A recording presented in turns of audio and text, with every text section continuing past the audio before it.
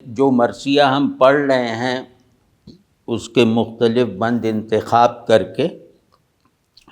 تو آج اسی مرثیے کا ہم 20واں بند پڑھیں گے، جیسا کہ پچھلی مجلس میں عرض کیا تھا۔ تو اس مرتبہ جو ہے اتفاق ہے کہ جو آج ہم 2-4 بند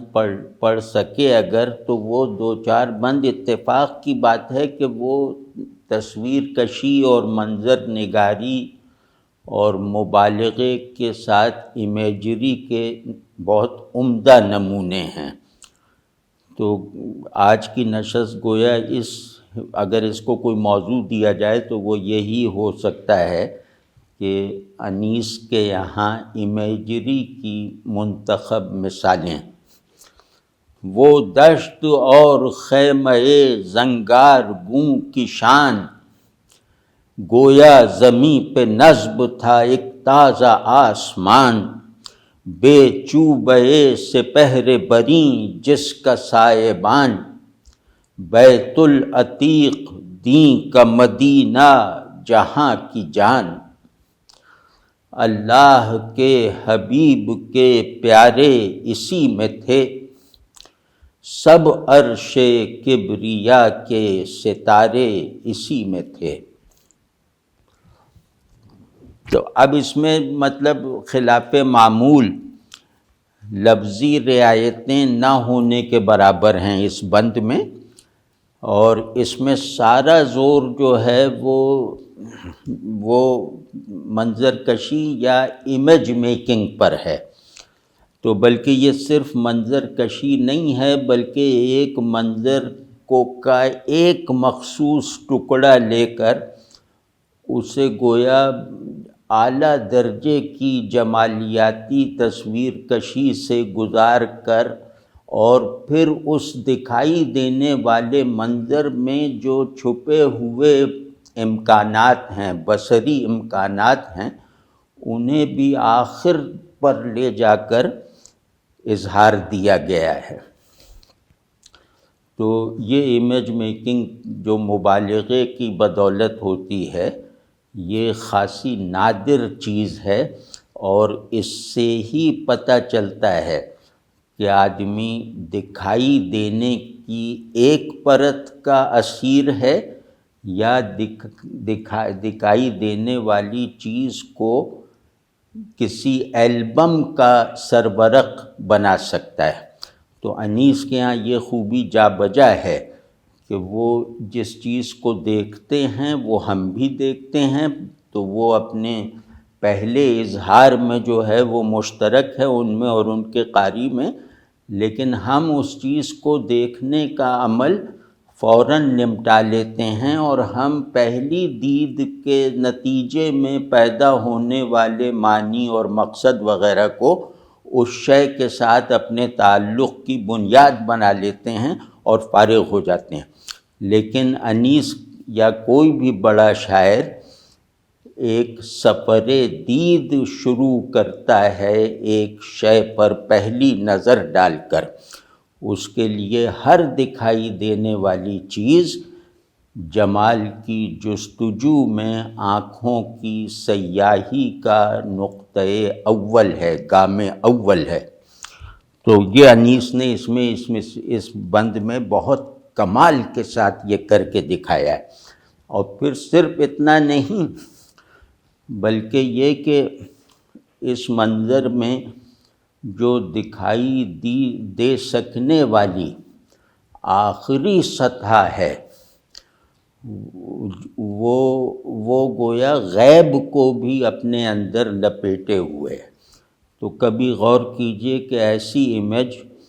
جو منظر کی طرح ہو مگر غیب کو بھی اپنے اندر سمیٹے ہوئے ہو، اس کا درجہ معنوی درجہ کیا ہوگا، اس کا جمالیاتی مرتبہ کیا ہوگا کہ آدمی آخر دید پہ گویا نادیدہ کو دیکھ لینے کے لائق ہو جاتا ہے۔ تو نادیدہ کو دیکھ لینے کی پری کوالیفیکیشن ایک امیج سے اگر فراہم ہو جائے، اور یہ جو اہلیت دید ہے یہ اگر نادیدہ کی ایک ٹھوس پریزنس بھی، نتیجہ خیز پریزنس بھی پیدا کر دے تو یہ ہماری روایت میں امیج کا منتہا ہے، وہ اس میں وہ منتہا اس میں موجود ہے۔ تو اب دیکھتے ہیں کہ پہلی نظر میں جو دکھائی دے رہا ہے، جو ہم بھی اگر کہیں تو یہی کہیں گے، پہلے جو دو آبجیکٹس ہیں ان کو پہلی نظر میں دیکھنے کا نتیجہ یہ مصرع ہے یا اس کا بیان یہ ہے کہ وہ دشت جس کی وہ تفصیل پہلے بتا چکے ہیں کہ وہ دشت اور خیمہ زنگار گوں، یہ پہلے بصری آبجیکٹس ہیں۔ تو دشت جو ہرا بھرا ہے اور اس میں پھر ایک سبز خیمہ، ایک آسمانی رنگ کا خیمہ، تو اب یہ بالکل سامنے نظر آ گیا۔ اور دشت کی کیونکہ ہم ساری وہ جو منظر نگاری ہے اس سے گزرتے ہوئے یہاں آئے ہیں، تو دشت بھی جیسے اس منظر نگاری کو سمیٹے ہوئے ہے جو ہم پہلے دیکھ چکے ہیں، اور خیمہ زنگار گوں بھی پہلے آیا ہے، تو اس میں جو ہے ہم خیمہ زنگار گوں کی اس سرسبز دشت میں ایک ایسی مرکزیت کو دیکھنے جا رہے ہیں جو اس منظر سے منکشف نہیں ہے، یعنی یہ منظر اس کا احاطہ نہیں کر سکتا، یا آنکھوں کی آنکھیں جب صرف آنکھیں دید کی ذمہ داری ادا کریں تو پھر وہ والا منظر دکھائی نہیں دے سکتا جو آگے یہ دکھائیں گے، اور اس کا قرینہ یہ رکھ دیا ہے شان کے لفظ سے کہ دشت ہے، ایک آسمانی رنگ کا خیمہ ہے جو بہت اونچا سا ہے۔ اب اس کی شان کیا ہے وہ میں ابھی بتاتا ہوں، یعنی انیس گویا کہہ رہے ہیں۔ شان کہتے ہی انہوں نے اس منظر کا جو ہے وہ مرتبہ بڑھانے کا، اس منظر کے اندر موجود جو اللہ کی مصوری کے مختلف وہ نقوش ہیں انہیں دکھانے کا گویا مطلب اعلان کر دیا، گویا ہمیں متنبہ، ہمیں ہوشیار کر دیا کہ اب میں تمہیں وہ چیز دکھانے جا رہا ہوں جو اس مصرعے کے دو کرداروں کو پہلی نظر میں دیکھ لینے کے نتیجے میں دسترس میں نہیں آ سکتا۔ وہ کیا ہے؟ اب شان کا لفظ آیا ہے تو گویا ایک بلند چیز آنی چاہیے، مطلب ایک ایسی تصویر آنی چاہیے جس میں بلندی مجسم ہو، تو وہ ہے گویا زمیں پہ نصب تھا ایک تازہ آسماں، کہ دشت کی کیونکہ تفصیل اور اس کی ساری وہ چیزیں جان چکے ہیں، اور دشت کیونکہ محض ظرف ہے تو ظرف میں معنی کی ایسی اٹھان نہیں ہوتی، تو خیمہ زنگار گوں کیونکہ ایک گھر ہے کچھ ہستیوں کا، ایک عارضی گھر صحیح لیکن وہ کچھ ہستیوں کا گھر ہے، تو اس گھر کا مرتبہ اور اس گھر کو دیکھنے کے تمام زاویے ان ہستیوں کے مسلمہ مراتب کی مطابقت کے ساتھ اختیار کیے جائیں گے۔ تو وہ ہستیاں کیونکہ اپنے خمیر میں علویت رکھتی ہیں، بلندی رکھتی ہیں، تو وہ جس مکان میں رہیں گی اس مکان کو اپنی علویت کی سمائی رکھنے والی طاقت بھی دیتی ہیں، تو وہ بھی بلند ہو جاتا ہے۔ تو اب اس میں یہ بتا رہے ہیں کہ یہ دونوں بلندیاں، مکین کی بلندی، مکین کی بزرگی اور مکان کی بلندی، اس کا یہ عالم ہے کہ اگر مکان کی بلندی کو تم دیکھنا چاہو تو یہ دیکھ لو،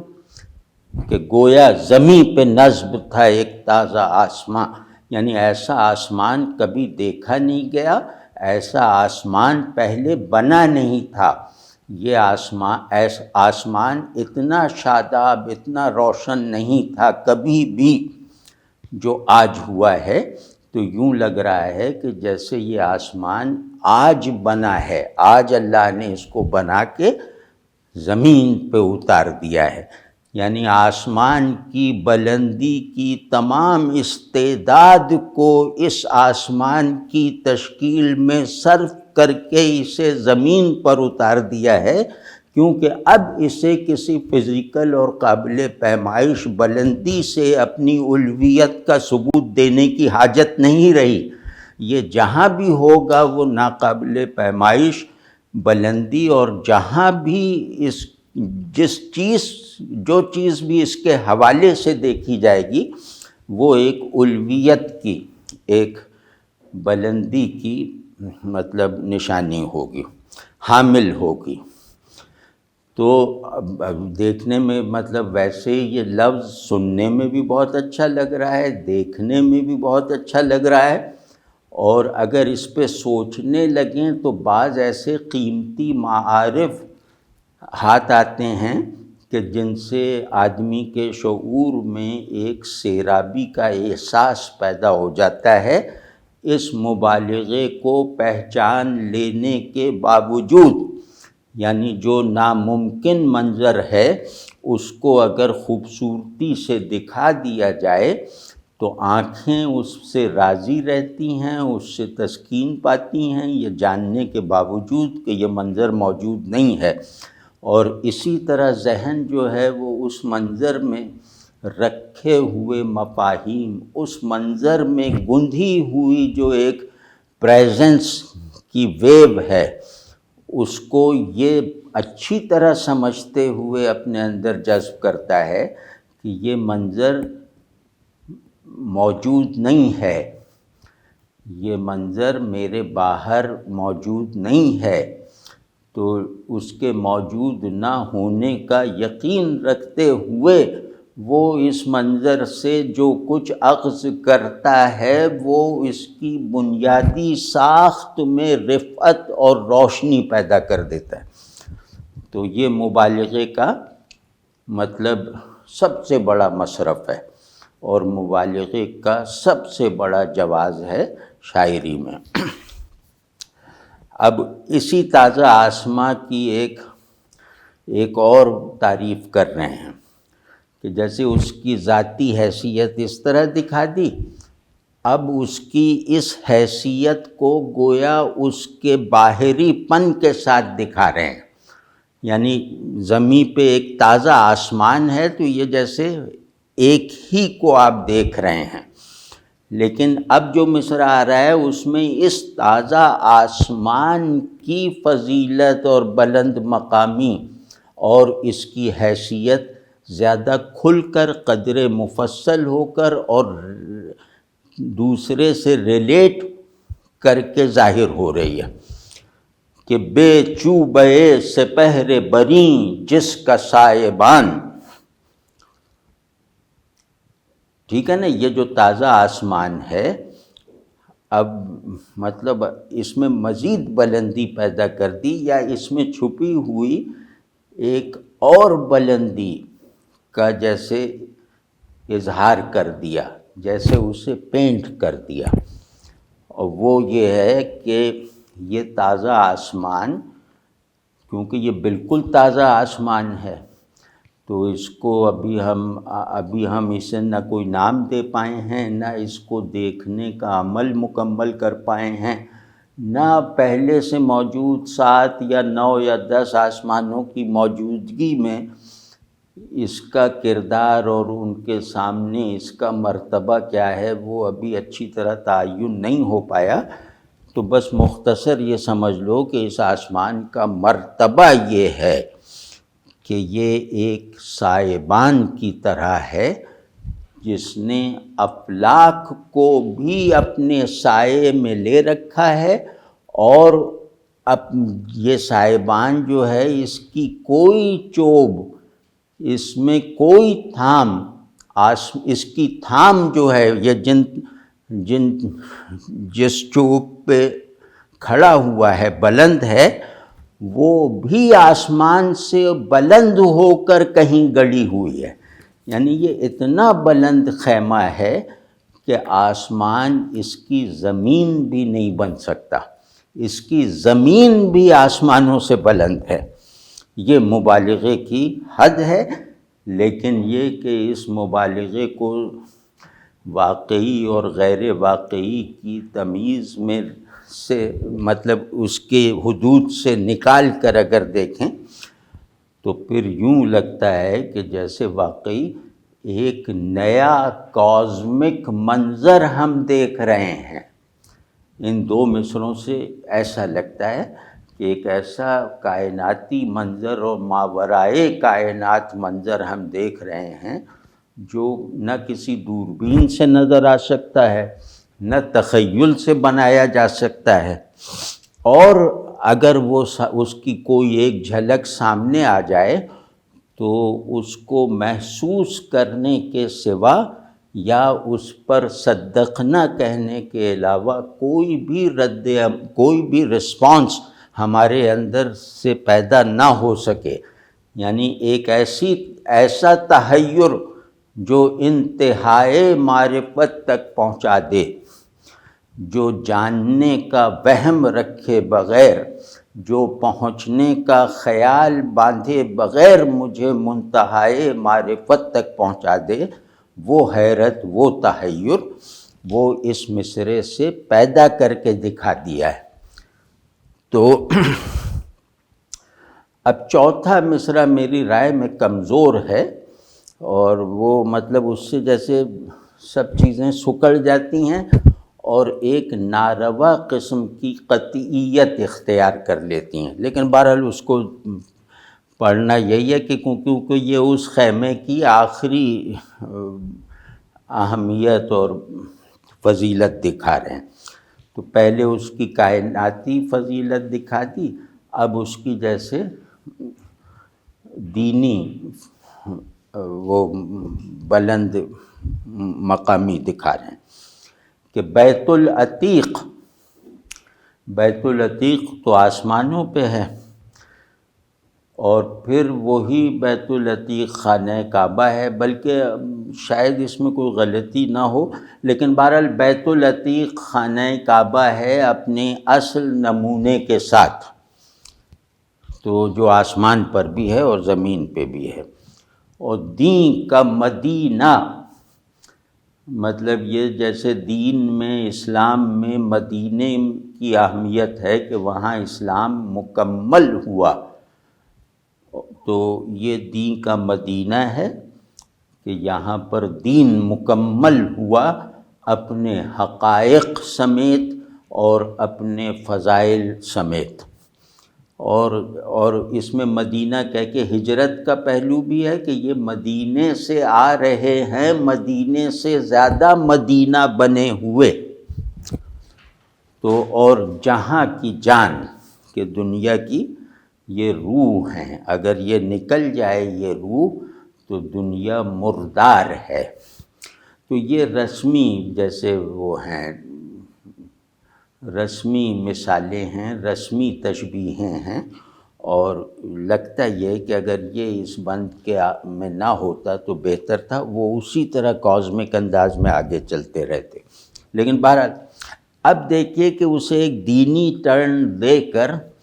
اب دینی فضیلت اور وجودی برتری اور مطلب مجموعی ان ہستیوں کی شان بتا رہے ہیں. یعنی مکان کی ایسی ناممکن بلندی دکھا کر اب وہ یہ دکھا رہے ہیں کہ مکین کون ہے. کیونکہ مکان کی بلندی بتانے کے لیے ذرا دو چیزوں کی ضرورت تھی کہ تفصیل ہو، اور دوسری ضرورت تھی کہ ان کی بلندی جیسے دکھائی دیے جانے کے قابل بھی ہو کہ ہم اسے کم از کم تخیل میں دیکھ سکیں، تصور میں دیکھ سکیں. لیکن اب جو اس کے مکین ہیں وہ اسم ظاہر ہے کہ ان کی بلندی کا ایک چھوٹا سا عکس، ایک دھندلا سا عکس یہ خیمہ ہے جس کی یہ شان ہے، تو ان لوگوں کی کیا ہستی ہوگی اور کیا منزلت ہوگی، تو وہ ہم تفصیل سے بھی نہیں دیکھ سکتے، اور اس کو دکھانے کا عمل اس طرح نہیں کر سکتے کہ جس میں صرف آنکھ کافی ہو، بلکہ اس بلندی کو جو ان ہستیوں کا خمیر وجود ہے اس کو دکھانے کے لیے غیب کی آمیزش کرنا، یا ان میں غیب کا احاطہ کر لینے والی خاصیت کو ڈھونڈ کر اس کا اظہار کر دینا ضروری ہے۔ تو اب آپ دیکھیے کہ شہود میں نہ آ سکنے والا مرتبہ، یعنی کہ شہود میں موجود ہستیوں کا وہ مرتبہ جو شہود کے پورے دائرے میں سما نہیں سکتا، اس کو یہ غیب کا ایک پیوند لگا کر گویا ہمیں اس لائق بنا رہے ہیں کہ ہم کم از کم اس سے متاثر ہو جائیں، اس کے آگے مؤدب ہو جائیں، اور اس ادب سے پیدا ہونے والے احساس اور تخیل کو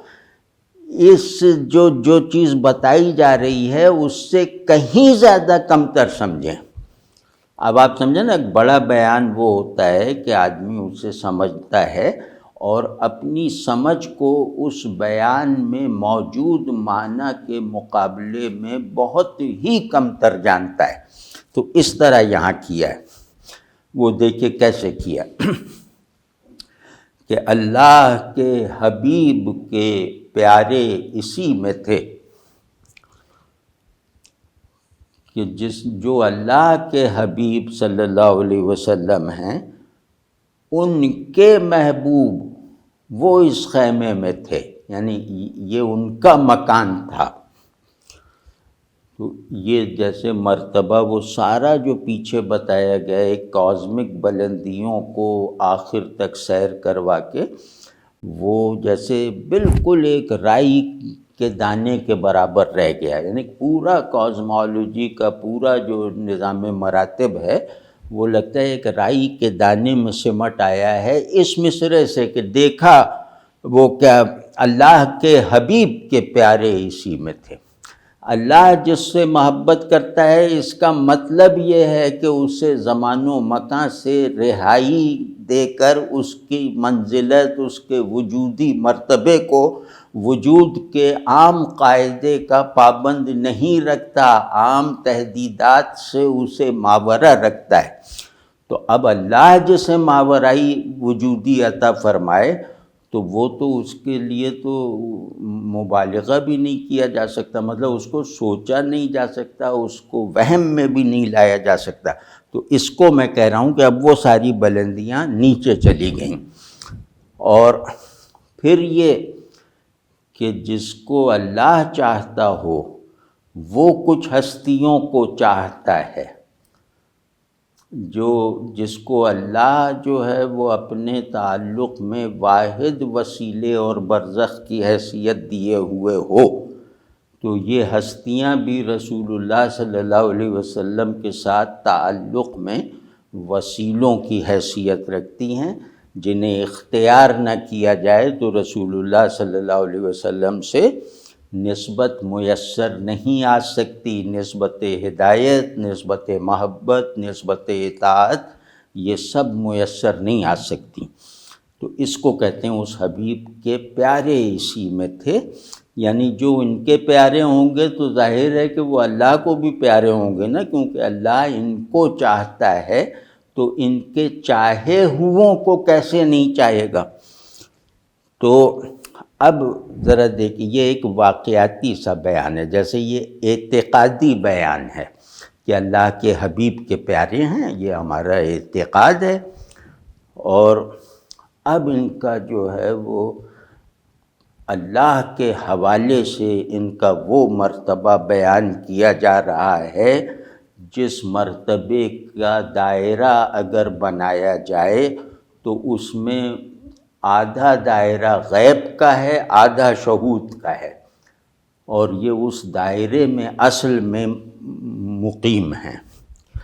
وہ کیا ہے کہ سب عرش کبریا کے ستارے اسی میں تھے۔ اللہ کے حبیب کے پیارے، یہ جو ہے یہ مطلب ہماری معلومات میں یقین سے ہے، اور اس یقین کے جو شواہد ہیں، اس یقین کی جو بنیادیں ہیں، وہ ہم سے باہر بالکل آبجیکٹیو حالت میں، بالکل ہسٹوریسائزڈ فارم میں موجود ہیں۔ لیکن یہ جو دوسرا مصرع ہے کہ اللہ کے عرش کے ستارے تھے یہ لوگ، یہ ایسا ہے کہ اس کو تصور کرنا بھی جیسے ہولناک لگتا ہے، بدتمیزی لگتا ہے، اور یہ اس منظر میں شامل ہونے کے باوجود ایسا لگتا ہے کہ جیسے غیب اور شہود کے درمیان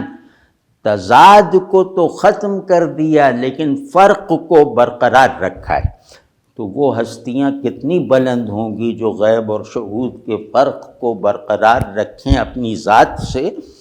اور اس کے تضاد کو ختم کر دیں کہ یہ متضاد اور متصادم نہیں ہیں، یہ دو دائرے ہیں۔ تو اب عرش کبریا کے ستارے کا، اس کی ایک مذہبی روایت بھی ہے، تشیع میں اس کی کچھ روایتیں ہیں، لیکن ہم اسے وہ مذہبی رنگ نہیں دینا چاہتے، یا اسے دے کر یہ شعر کمتر درجے، یہ تشبیہ یا یہ منظر کمتر درجے پہ چلا جائے گا۔ تو وہ یہی ہے کہ عرش کبریا، یوں کہہ لیں کہ وجود حقیقی اور شعور حقیقی کا پوائنٹ آف آئیڈینٹی ہے، اور اس کے آگے نہ کوئی شے شعور کا موضوع ہے، نہ کوئی شے وجود کا مظہر ہے، یعنی اس سے بلندی کا تصور کوئی نہیں ہے۔ خود یہ بلندی ایسی ہے جو تصور میں نہیں لائی جا سکتی، اور پھر اس سے اوپر اٹھنے یا اس کے پیچھے جھانکنے کا کوئی بھی داعیہ کسی بھی شعور میں نہیں پیدا ہو سکتا۔ تو اس سے زیادہ ناممکن بات کوئی ہو ہی نہیں سکتی کہ عرش سے پرے کا تصور باندھا جائے، یا اسے غالب کی طرح ایسے ہی تکے سے کہہ دیا جائے۔ تو گویا نہایت وجود اور منتہائے شعور، اور پھر ان دونوں پر متصرف ہستی الوہیت، وہاں تک جیسے اس کے قدموں تک پہنچا دیا، اور بتایا کہ جس پر اللہ کی تنزیہ اور تشبیہ کے درمیان کا نظام چلتا ہے، جس عرش سے، وہاں یہ غیب و شہود کو یکجان کر لینے والی ذاتیں وہاں ستاروں کی حیثیت رکھتی ہیں، یعنی اس عرش پر، اس کرسی، اس تخت پر کندہ ستارے ہیں، جب سے وہ عرش ہے، جب سے یہ ستارے ہیں۔ تو اب اس میں بھی ایک ظاہر ہے کہ ایک مبالغہ تو ہے، وہ دینی اعتبار سے شاید اس کو کہنا درست نہ ہو، لیکن اس میں آپ خوبصورتی دیکھیے کہ قدم ازلی اور ابدی کا پورا جہاں پر دونوں ایک نقطے میں ہیں، اس نقطے میں ماورائے وجود، ماورائے زمان، ماورائے مکان، نقطے میں، وہ سپر ڈاٹ میں، یہ لوگ اس کے کانٹینٹ کی حیثیت رکھتے ہیں، اور ان کا وہ مرتبہ جو ہے وہ قید جسمانی اور قید زمان و مکان میں آنے کے باوجود بہت زندہ حالت میں ان سے اظہار پاتا رہتا ہے۔ تو یہ مطلب کمال کی بات ہے۔ لیکن یہ سب باتیں میں کر رہا ہوں، یہ شاعری ہم پڑھ رہے ہیں، ہم کوئی عقیدے کی کتاب یا کسی مسلک کا بیان نہیں پڑھ رہے، یہ ہم شاعری پڑھ رہے ہیں، اور اس میں ظاہر کہ اب فردوسی رستم و سہراب کے لیے مبالغہ کرتا ہے، تو وہ بھی مطلب اس کا درجہ اس وجہ سے کم نہیں ہوگا کہ وہ مذہبی کردار نہیں ہیں. اور تو آپ سمجھ ہی رہے ہیں کہ اس میں مطلب ہم خالص شعر فہمی کے لیے یہ کام کر رہے ہیں، اور شعر فہمی کی اس جہت کو پانے کی کوشش کر رہے ہیں جو اگر انیس کو پڑھے بغیر ادراک میں نہیں آ سکتی. مطلب ہم یہی نہیں پہچان سکتے کہ کون سی جہت رہ گئی ہے ذوق شعر اور فہم شعر کو مکمل کرنے کے لیے. تو دوسرا بند بھی پڑھ لیتے ہیں، تو پھر انشاءاللہ آج 2 بند ہی ہو پائیں گے. یہ ذرا سادہ تشبیہ ہے، یہ جو ہم نے ابھی پڑھا ہے بند، یہ بہت بڑے کینوس پر بنا ہوا ہے، لیکن اب جو ہے یہ ذرا ایک شخصیت سے منسوب سچویشن اور اس شخصیت کی اپنے ذاتی تحور اور ذاتی امتیاز کی عکاسی کرنے والی تصویر بنائی ہے. تو یہ مطلب سائز میں وہ کم ہے پچھلی سے. کہ اب ہوا یہ کہ جب دشمنوں نے حملہ کر دیا اور وہ دشمنوں نے مطلب صفیں باندھ لیں، تو اب ایک منظر ہے کہ امام حسین اب تیاری کرنے لگے جنگ کی. تو اب اس میں یہ ہوا کہ جیسے پچھلا بند ویسے ہی پڑھ رہا ہوں کہ مربوط ہو جائے، ربط پیدا ہو جائے کہ اٹھے یہ شور سن کے امام فلک وقار، ڈیوڑھی تک آئے ڈھالوں کو روکے رفیق و یار، فرمایا مڑ کے چلتے ہیں اب بہر کارزار،